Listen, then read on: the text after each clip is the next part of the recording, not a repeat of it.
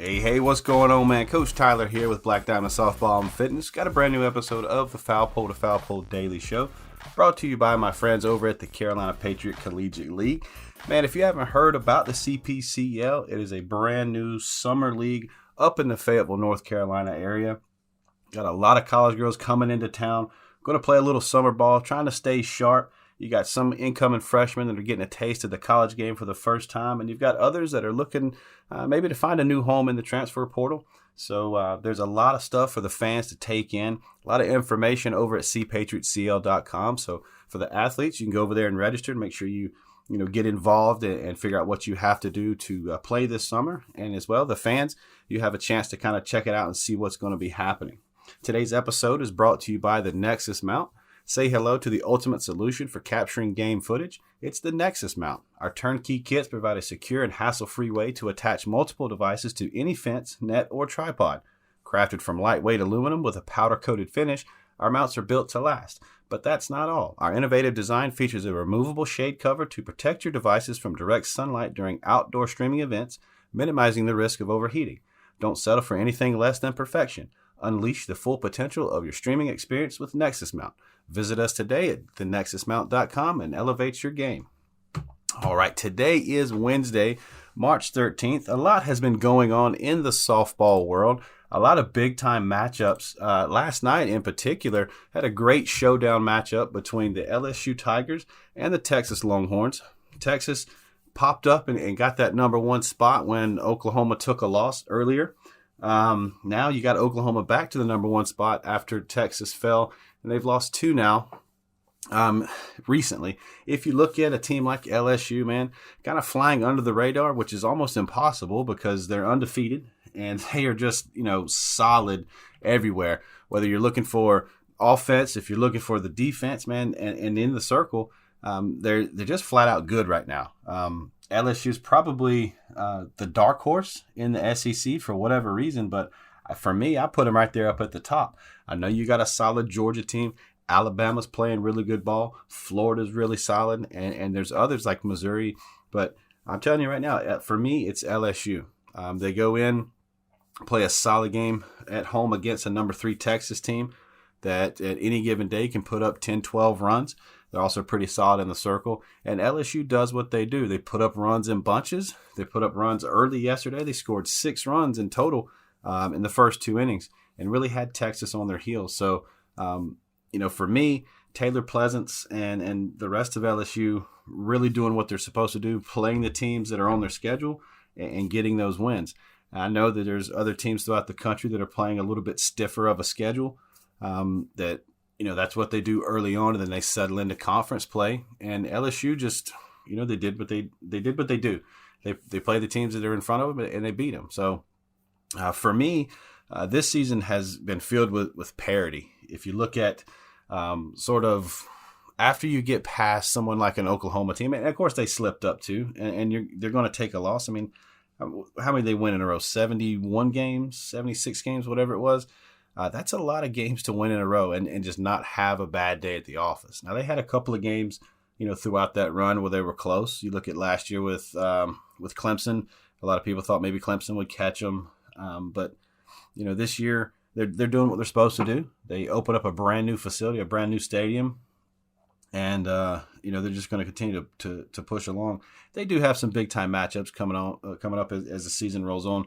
You look at Central Florida that can really beat anybody in the country. You look at Oklahoma State that constantly plays good ball. So if you look at the rest of the top 10 and sort of, who's who and who's doing what as of late, there's really no one that's outshining anyone else.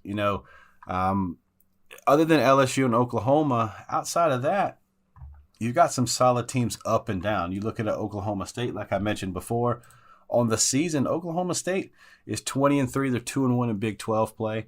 They've beat some really solid teams along the way. They also got beat by, the juggernaut that is LSU. They did take 2 of 3 from Baylor. They got a big matchup coming up with UCF. I see UCF playing them tough, being right there with them at the end. Another top 10 team that's kind of flying under the radar would be a Stanford. You look at Kennedy, she's got them 18-4 on the season. Took a couple of losses early in the season, but as of late, really has righted the ship. I mean, they were able to get a win over Georgia out there in California. They've done what they're supposed to do. You know, they split with Texas. They did beat a Tennessee team. So it's up in the air right now kind of where Stanford goes from here. But all signs point to good because you look at how that Pac-12 shakes out. You got a solid UCLA team, but they're down this year. You got Washington, that's a solid team. And you've got Oregon, but there's no real front runner anymore now that UCLA's kind of, fallen back just a little bit. I think it's going to come down to a Stanford and a Washington to kind of see who wins that conference this year. And mentioning Washington, they just took a loss earlier this weekend or this past weekend to Arizona State, a 9-3 loss after beating them twice, 5-2 and 4-0. So LSU, Stanford, Washington, those teams, can they knock off Oklahoma when it matters late in the season? I think so. And another SEC team, outside of Georgia, outside of LSU, is Tennessee. Tennessee's playing great ball as well, sitting 19-4 on the season. Haven't had any conference games just yet, but they do start a 3-game set with Missouri this weekend. And it doesn't get easier for them because they go Missouri and then they're in South Carolina to take on the Gamecocks. So, and we know South Carolina it's a tough squad. I mean, especially if you have to go on the road. You look at a South Carolina team right now, sitting 18-5, solid team all around. With the loss of Goborn last year or coming out, last year graduating, who was going to be in the circle for them. And they've done pretty well. They did just, drop a set to Texas A&M. They got swept. But you look at those games, you take a 3-0 loss and 2 back-to-back 2-1 losses to an A&M team that can play solid ball. And if they catch you at the right time, they're going to beat you. So, they have a little bit easier road here the next couple of games. They do play Boston. They do play Michigan State. They got Minnesota, and they got NC State and Northwestern on Sunday. But, right after that, they've got Clemson. And then, like I said, they've got that Tennessee matchup, 23rd, 24th, and 25th. So SEC is right there. You look just outside the top 10, you got a Florida sitting at 11. You've got Missouri sitting at 12. You got Alabama at 15. That Texas A&M team I was talking about sitting at 17. Mississippi State at 18. Arkansas at 19. You got South Carolina at 23. So the SEC is absolutely loaded. Now, of course, they're going to beat each other up. And not all those teams can host a regional. And of course, not all those teams can make it to the College World Series. But just to get there out of the SEC is something special. You'll see some of these teams, maybe let's take the Pac-12, for instance. You look at sort of what they have over there. You have a Stanford, a Oregon, a Washington, and then it sort of falls off. But you look at the SEC, man, the top 40 teams in the country. There are a ton of SEC teams that are there, and they all have to play each other. Well, for the most part, they all play each other. And it's the same thing that in the ACC. You look at where the ACC sits right now. Duke's sitting number 6, but then you also have a Clemson, a Virginia Tech. So you've got some solid teams there. A Florida State that's going to bounce back. Carolina's playing good ball. And so there's a lot. You look what Georgia Tech is doing. You look what NC State's doing. All these teams that are in these power conferences that are hovering right around 500, might be just above 500. Man, they can jump out and beat anybody on any given day. And what's a surprise to probably a lot of people is you've got Boston University sitting at number 22. And then let's talk about Texas State sitting at number 25. Texas State, 19-6 on the season. They're in the Sun Belt Conference. Not too many people paid a whole lot of attention to the Sun Belt Conference, but there are some solid teams in the Sun Belt. You look at a JMU, you look at a South Alabama, you look at a Louisiana, you look at a UL Monroe. There's a lot of good ball there, and they finished their season up this year with Marshall. So they're going to get some big-time wins. They're going to get sort of that eye-opening win, and it's just a matter of getting series wins, taking 2 out of 3 for somebody like a Texas State to kind of get them on the map. And you remember a couple of years ago, it was like that for Central Florida. No, not a whole lot of people was paying attention to Central Florida and what they were doing and who they were playing, but all of a sudden, here they are. They show up later on in the season. It's like, oh man, I haven't been paying attention to Central Florida.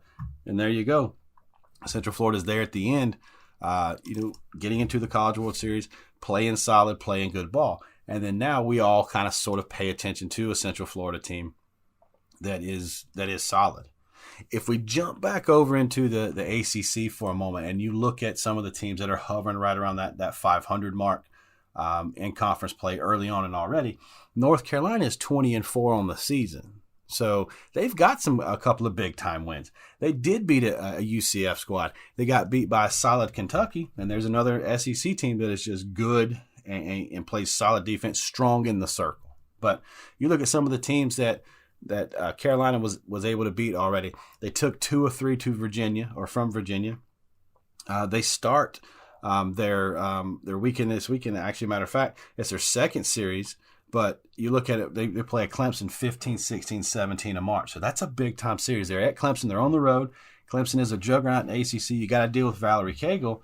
But then it might get a little bit easier for Carolina. So towards the end of the season, you're looking at Carolina. They could be going into the series with Florida State to sort of wrap up the season and have less than 8 losses. I mean, they got a Pittsburgh. They got a Louisville on their schedule. They do have to play Duke. So if they can get 1 or 2 from Carolina or from Clemson, they can get 1 or 2 from Duke. They could be sitting right around 8 losses going into the postseason, and that's a solid squad. That's a solid squad. I know right now everybody's kind of talking about Duke and how well Duke is doing, and rightfully so. Duke is doing what they're supposed to do. They're 3-0 in conference. They're 20-1 overall. And what's crazy is the loss that they took was the first game of the season to Oklahoma. So how good is Duke? They're doing what they're supposed to do. They haven't really played anybody since Oklahoma, but they also haven't had a letdown either. They did play a tough game against Long Beach State, but other than that, man, they don't give up a ton of runs. You look at how many shutouts they've done this season. 6-0 against Elon, 3-0, 6-0, 7-0 against Syracuse. Beat Elon 14-0. They gave up 5 to Villanova, but they shut out Michigan State. They've shut out Villanova. They shut out Army twice. They shut out Florida International. They shut out North Dakota State. So they're doing what they're supposed to do against these teams. So until they really get into conference play and play some of these matchups, we really don't know too much about a Duke. But I've watched them play a couple of games, and they play sound ball. They're strong in the circle, and they can put up runs in bunches. This weekend, they head to Florida State to take on the Seminoles, and that's a good matchup, man. That's one that I'm going to pay attention to.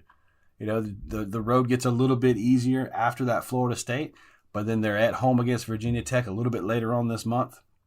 They're at home to start the month of April against North Carolina, but there's that middle of April. They got to go on the road against the Clemson Tigers and see, who's going to shake out on top. I think that series might come down to who wins the regular season between the Tigers and the Blue Devils. It's a good matchup.